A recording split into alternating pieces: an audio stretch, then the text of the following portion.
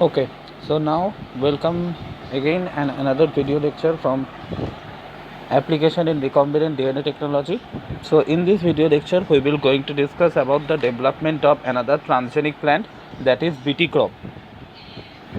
So as we have discussed our other videos in the way that first of all we will going to discuss about what is the problem, that is the reason why we have to make the transgenic plant, and then we will going to find out what can be the solution of that problem.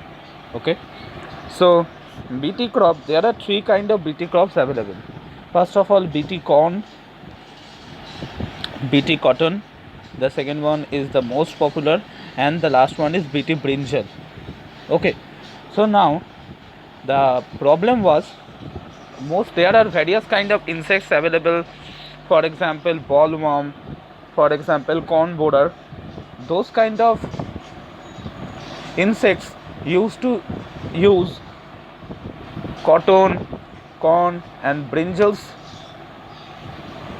material as their own food material, meaning that they use or they considered corn, cotton and brinjal as their own food material. Okay, so under such circumstances there is a very huge loss in the production of fresh cotton, corn and brinjal.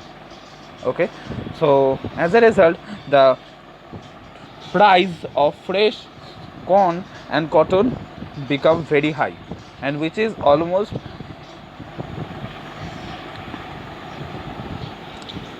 beyond the capacity of normal peoples like us. So under such circumstances, first of all the main goal should be to control that condition, right? That means to control the ingestion of parts of corn, cotton and brinjal by those kind of bollworms. Okay, so our first goal should be this one. So for doing this, at first we were using various kind of chemical insecticides.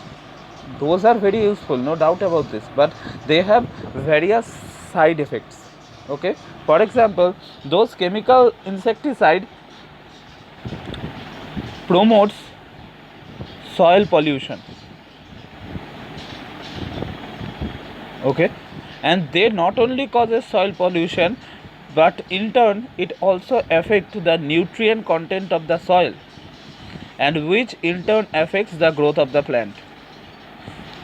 Okay, another important thing, some of the chemical pesticide remain in the plant. Okay, and as a result when we use, because you know that we used to eat brinjal, right? So when we ingest them, we will, along with plant, we will also ingest those kind of chemical pesticide, and that affects our health drastically. Okay, so under that kind of side effect, due to that kind of side effect, it was clear that we cannot use chemical pesticide anymore. So now what will be the backup? Because we cannot let insects to eat corn, cotton and brinjal, right? So we have to do something for that thing. So under such circumstances, RDT again came as a savior. So let's see how. So in earlier times there was a belief that there is a kind of solution that can be produced from soil that can protect the plant from the insects. Okay, so that solution that farmers in earlier times used to develop from soil was nothing but a solution of Bacillus thuringiensis bacteria. Okay, but in that time they don't know about that particular bacteria, but they used to thought about this, that yes, this kind of solution helping us to protect our plants, right? So later scientists find out that Bacillus thuringiensis, the bacteria, is the main key player in that whole phenomena. Bacillus thuringiensis, not the solution. Bacillus thuringiensis helps plant to be protected from insects. Okay, So now they starts research on Bacillus thuringiensis, and after research they find out that inside the Bacillus thuringiensis there is a plasmid which is of 75 kilobase pair length. Okay, and among that 75 kilobase pair plasmid there is a portion which encodes a 1178 amino acid protein. Okay, and this protein is a inactivated crystallized protein. Okay, so now this inactivated crystallized protein not only, so this inactivated crystallized protein, let me write it, C protein, is inactive in the Bacillus thuringiensis. Not only that, it was also inactive in the plant, inside the plant, and it was also inactive in us. Okay, that means if we ingest Bacillus thuringiensis bacteria, then this inactivated C protein, that is our inactivated crystallized protein, remain inactivated inside us. Okay, but they become activated when they are ingested by those insects, because the midgut of the insect have the appropriate alkaline pH that is necessary for the solubilization of that crystallized inactivated protein. Okay, and this solubilized protein becomes active, and now when they become activated, it was observed, or it was find out that those activated protein will bind with the midgut epithelial cell, and they facilitates the formation of pores in those midgut epithelial cell, and as a result they facilitates the lysis and swelling of the insects and ultimately death. Okay, so after discovering the entire thing, scientists thought that if we can somehow isolate the gene from that 75 kilobase pair plasmid, and then if we can somehow insert them inside a plant cell's nucleus, then the job is done, because now the plant cells will have the ability to produce the Bt toxin in inactivated form, and now when those insects will come to ingest plant for their food material, they will not only ingest the plant as their food material, but they will also ingest the Bt toxin, and as a result when this Bt toxin will get the alkaline pH environment available in the insect's midgut, it will be solubilized and become activated, and as a result it can facilitate the pore formation in the gut, and which will facilitate the lysis of the cell. Okay, so that is the overall idea.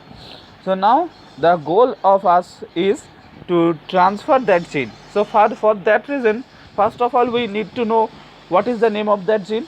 So the name of that gene, let me introduce, is cry gene. Okay, so this cry gene is responsible for the production of that 1178 amino acid. Okay, so now another thing I want to mention you, that Bacillus thuringiensis will only produce that 1178 amino acid inactivated toxin gene when they are in their sporulation state. Okay, so what is the meaning of sporulation? So sporulation means formation of spore, simple thing. Okay, and this spore will help bacteria to survive in the harsh environment. As I have told you that it is a bacteria found in soil, so no doubt about this, it have to face a wide range of competition, because we know that soil is a diverse dynamic environment and there are various kind of microorganisms present inside the soil. So whenever they do not found any kind of favorable environment, they convert it into spores, and these spores or during the sporulation they secrete those kind of inactivated toxins. Okay, so that is the overall idea. So now we will going to use this. Before that, I would like to present this slide to you so that you can take a screenshot and use that slide to make notes. Okay, so now let's see how we will deliver the gene responsible for the production of that toxin inside a plant cell nucleus. And remember it very carefully that inside the plant cell nucleus the gene will produce inactivated toxin. It will only become it will only become activated when it will reach the midgut of the insects. Okay, so now let's start. So first of all, I want to told you that it is a 1178 amino acid secreted or produced by gene that is present in a 75 kilobase pair plasmid. Okay, and it is only produced upon bacterial sporulation. Okay, so this is a Bacillus thuringiensis. It is its own chromosome, and this is that 75 kilobase pair plasmid. So by appropriate restriction digestion, we have first isolated the DNA responsible for encoding the entire gene, and then our protein. Okay, so now what we will do, let's try to understand. So first of all, scientists tried to insert the entire gene responsible for the production of the toxin. That means the entire 1178 amino acid containing gene. Now just try to think about this. Okay, so now just try to think about this, that 1178 amino acid, and we know that one amino acid is coming from 3 nucleotides, right? So if we make a into, then the total amount of nucleotide that we will get is not a joke. That means it is near about 3,500 types approximate. Okay, so now inserting a gene of 3,500 DNA is not a joke, right? So they thought that if the entire genome is necessary for the expression of the protein, then we will try to insert them by some other means, or if it is not, then we will definitely cleave. Okay, so luckily it was observed that when we try to insert that entire near about 3,500 nucleotide containing DNA inside a Agrobacterium tumefaciens, then via Agrobacterium tumefaciens into plant cell nucleus, they do not produce a well expressed protein, because remember here we are willing to produce a fully expressed protein. So they do not facilitate, or they cannot able to produce a fully expressed protein. Okay, so under such circumstances, scientists decided to cleave the genome, or cleave the gene, let's say gene of interest, with restriction endonucleus. Okay, and they decided to only insert the functional interminal portion, that is the amino acid from number 1 to 615 amino acid. Okay, that means 1 to 615 amino acid will be inserted into the vector. Okay, here the vector is obviously a tDNA binary vector, and we will insert them in between the left border and right border, obviously, right? So now because the gene portion between the left border and right border will be transferred to the plant cell nucleus in a form of single stranded DNA, right? So now under such circumstances, Now we have what? We have 1 to 615 amino acid instead of that 1178 amino acid, right? Now scientists decides under such circumstances that we will not stop our experiment in a normal level of expression. Instead we will try to express, or we will try to protein in a more expressed condition. So what to do now? Because they have decided to increase the quality of the protein, right? So under such circumstances they decided that we will only insert the amino acid from the 454 amino acid to 615 amino acid from the natural source, okay, that we have isolated. That means what? From 1 to 1178 is first cleaved into 1 to 615, and then now we are only taking from that 615 amino acid only a amino acid from 454 to 615, okay, and the entire rest of the 1 to 453 amino acid will be synthesized artificially, okay. So now the question is, what is the utility of using synthesized gene instead of or despite of we are having the natural source?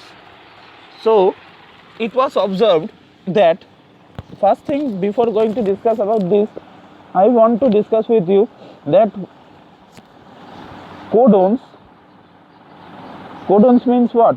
Codons means 3 nucleotides together present in the mRNA which codes for a particular amino acids are called codon, right? Now I think you know about the degeneracy of codon.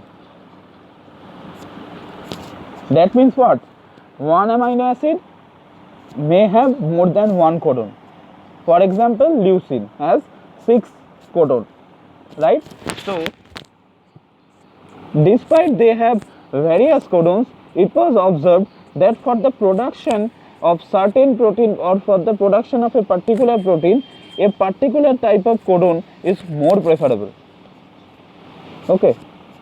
Meaning, suppose in your class 10th there is a choice that was given to you, that what subject you will choose or what stream we will choose. Either it will be science, or it will be humanities, or it will be commerce, right? So now on the basis of their your strong point, you have chosen the science background, right? But that does not mean that you do not know about anything about humanity or commerce, because you know something about humanity. That is why you have get the good number in Bengali, English, geography and history, right?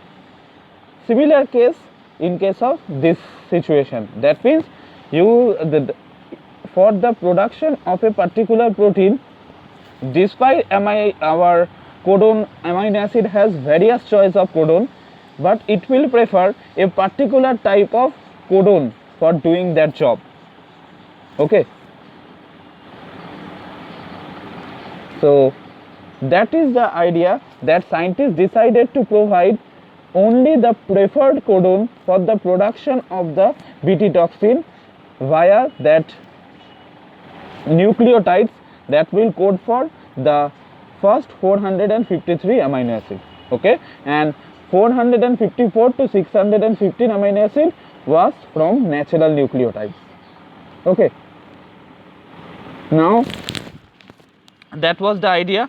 So now what is we have learned up to that part, that we have isolated the 1178 amino acid containing protein coding genes from the 75 kilobase pair plasmid, and now from that we have applied restriction digestion to, and now we have decided to only insert the first 615 amino acid, which is the functional part, okay.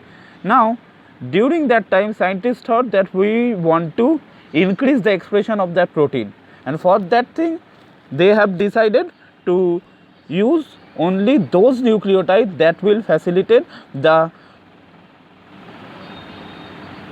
presence of the preferred codon for the insertion of the preferred amino acid. Okay, you can also understand this with another important example. For example, suppose after some time when you will be in office, suppose you are better in a particular sector, okay, and your friend is better in another sector. So under such circumstances, your boss will prefer you for that particular job in which you are good, and similar case will be applicable for your friend. So in that case, you and your friend is codons, okay, and your boss is amino acid. So your boss will prefer for a particular protein, that is the particular job, you, okay, and for another protein production your boss will again prefer your friend, not you. Okay, that is similar case applicable for that protein production also. That means amino acid can prefer a particular type of codon when it will going to synthesize a protein. Suppose leucine is available in the protein, that is our Bt toxin, okay. So leucine will prefer only a one kind of amino acid among the one kind of codon among the 6 it has, okay, for the facilist for the good production of Bt toxin, okay, and that may not be naturally available, and that is why Bt toxin is not fully expressed. So for providing the best expression, we will provide some synthetic nucleotide which will not only fulfill the gap of 1 to 453 amino acid, but it will also provide all the necessary and preferred codon for the amino acid, okay. So now it is fully clear to you why we are doing this, okay. So now from 1 to 1178 amino acid, we have first chosen 615 amino acid, and from 615 amino acid we are just taking 4454 to 615 amino acid, and the rest of the 1 to 453 amino acid is coming artificially, okay, clear now. So now what is the utility of using preferred codon? Why amino acid preferred a particular type of codon for production of a particular type of protein? So it was thought that the presence of a preferred codon will reflect the concentration of the amino acyl tRNA available in the cell, and I hope you know that amino acyl tRNA play important role in translation, okay. So that is the reason. So now our gene of interest is fully ready, which contain 1 to 453 amino acid, which is fully constructed artificially, 1 to 453 amino acid encoding gene, and the rest of the encoding gene, that is 400 to 54th amino acid to 615 amino acid, is coming from the natural source, okay. Now we will construct a vector. So here vector, remember, is a tDNA binary vector, okay. So binary vector means it will contain everything except the opine synthesizing gene and opine utilizing gene and also the virulence gene, okay. So after the insertion of the gene of interest inside the vector, we will insert them in a E. coli first, okay. From that E. coli we will transfer them into a agrobacterium, okay. Now remember that this agrobacterium should contain a helper plasmid. Helper plasmid means the plasmid which will contain the vid gene.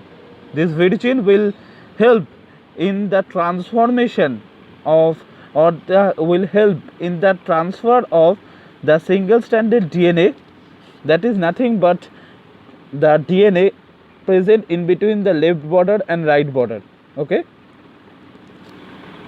So now after when we will infect those agrobacterium containing two plasmid, one is helper plasmid, another one is tDNA binary plasmid, a plant cell. That means when we will use agrobacterium to infect plant cell, those plant cell will acquire those kind of agrobacterium's plasmid. Okay, now under such circumstances we can select those plant cell only that have acquired the tDNA welding. Okay, so we can do this by incorporating another antibiotic resistant gene. Okay, so now inside the plant cell nucleus it will be integrated with the plant cell's own chromosome. Okay, and then as here for increasing the transcription we have to provide another important thing, that is CAMB promoter.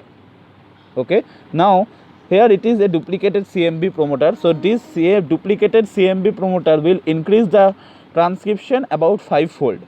Okay, now what is the utility of using a promoter? Because remember, in plant cell nucleus, yes, that's true, it will integrate with the plant cell nucleus. Okay, but here the idea is, if we only rely on the plant cell's own host cell machinery for the production of the BT toxin, then the concentration of the BT toxin will be lower. That is why here we are providing a promoter also. That promoter will increase the transcription rate 5-fold. Okay, now this when those kind of, after the production of those kind of plant cell, we will use those plant cell to form the callus, and from that callus we will develop the entire transgenic plant. Now when those transgenic plant will be targeted by any kind of bollworm or insect, those insect will not only ingest the normal food but also it will ingest the BT toxin, and as a result, when the BT toxin gets the environment favorable for its conversion into solubilized activated protein, it gets activated, and which facilitates the formation of pore in the midguard and causes the death of those insects. Okay, so that is how BT toxin is doing its job fantastically without affecting us and without affecting the plant cells. Okay, and that is how they playing the role of plant cells own pesticide. Okay, now those plants can protect themselves by their own. Okay, so now I want to discuss with you about two kind of cryogens. So there can be cry 1AC and cry 2AB that controls cotton bollworm. Okay, that means worms that targets cotton, and there are another kind of protein available, protein encoding gene available, that is cry 1AB. This will control the corn borer. Okay, so cry gene in turn can be divided into two parts, cry 1AC, cry 2AB, together helping the control of cotton bollworm, and cry 1AB is involved in the control of corn borer. Okay, so that was the concept of BT crops. Okay, so why we are producing BT crops? We are producing BT crops to protect those plants from insects, right? Especially bollworms, corn borers, right? So for that we are BT, what is from what BT name is coming from? So BT stands for Bacillus thuringiensis. So Bacillus thuringiensis had a plasmid which is of 75 kilobase pair in length. This 75 kilobase pair plasmid have a special gene. That gene will encode a 1178 amino acid containing protein. Okay, now this 1178 amino acid containing protein is produced only during its sporulation state.